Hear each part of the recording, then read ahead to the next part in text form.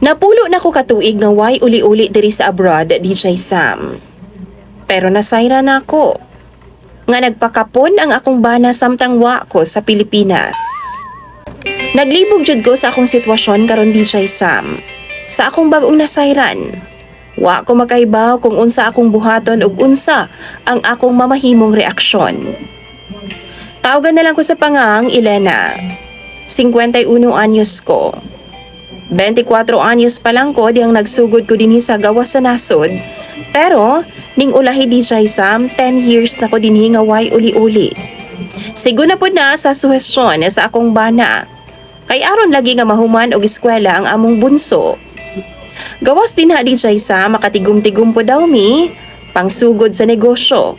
O galing man, mupauli na ko sa Pilipinas. Gusto na kong muuli, DJ Sam. Gimingaw na kaayo ko sa akong pamilya. Sa akong bana, labi na sa akong mga anak. Pero, di pa ko niya papaulion. Graduate na ang akong bunso, DJ Sam, last year pa lang. Pero ingon siya, another kontrata daw. Buot pa sabot, duha pa katuig DJ Sam ang akong bunuon bago makauli din sa Pilipinas. Baguhay lang man ko nga nag-renew og another contract. Tag 3 years man ang akong kontrata DJ Sam. Tapos, padungog-dungog na pagyud siya. Nga basin daw pwede na pod og another contract na po daw DJ Sam. Naglalis na gyud ming duha, kay kaulion na gyud ko DJ Sam. Mao nang nagreklamo nako. Like di na bagyud ko nimo papaulion? DJ Sam Baker ang akong bana kaniadto.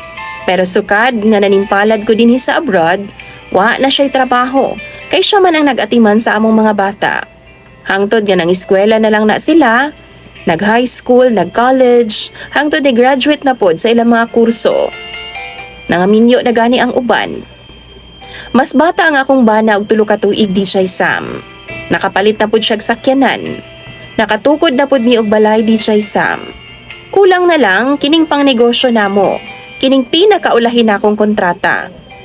Usahay DJ Sam no, dili mi maka-video call sa akong bana.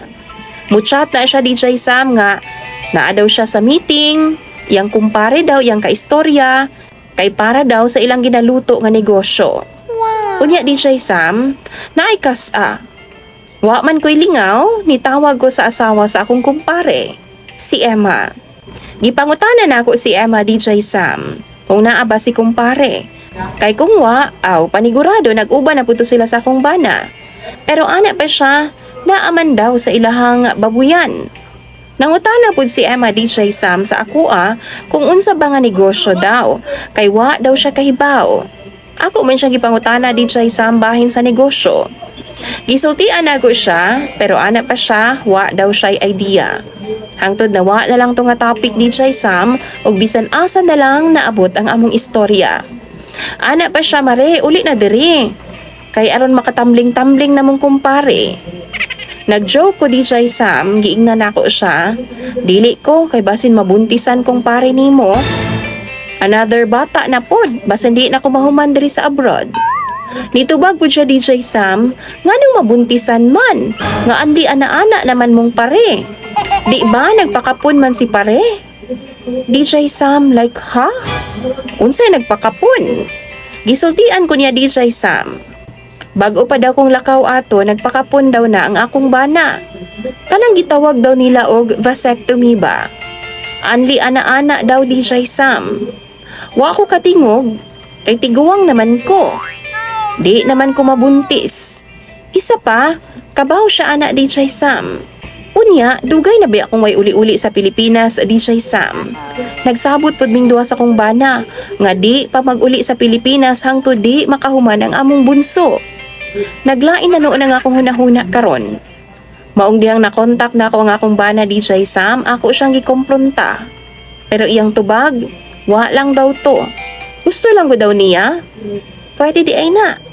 Kang kinsa man po daw na niya gipangandaman ang anli ana-ana DJ Sam. Nganong gapakapon-kapon man daw siya. Naglagot ko sa iyaha. Labi pa kay human sa amo ang lali sa DJ Sam, duha ka semana po siyang wa magparamdam nako.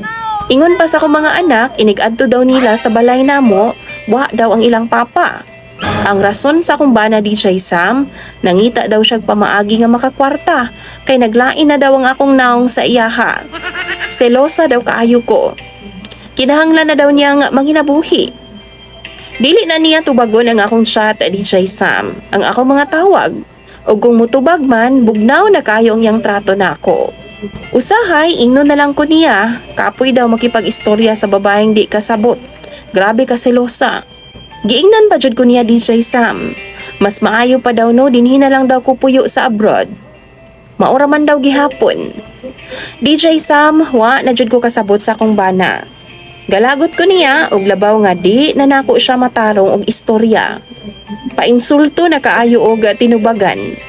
Tan-aw ninyo, naa ba gyud kay gibuhat nga dautan ang akong bana? Nganong nagpakapun man daw siya?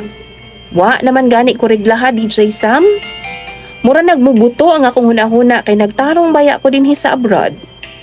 Para sa among duha gid unta DJ Sam. Kay naa naman po'y tagsa-tagsa nga pamilya ug kinabuhi ang akong mga anak. Tabangi daw ko ninyo bi, kay grabe na gyud akong overthink karon. Tambagi daw ko ninyo sa comment section. Imong sender DJ Sam og follower, Elena.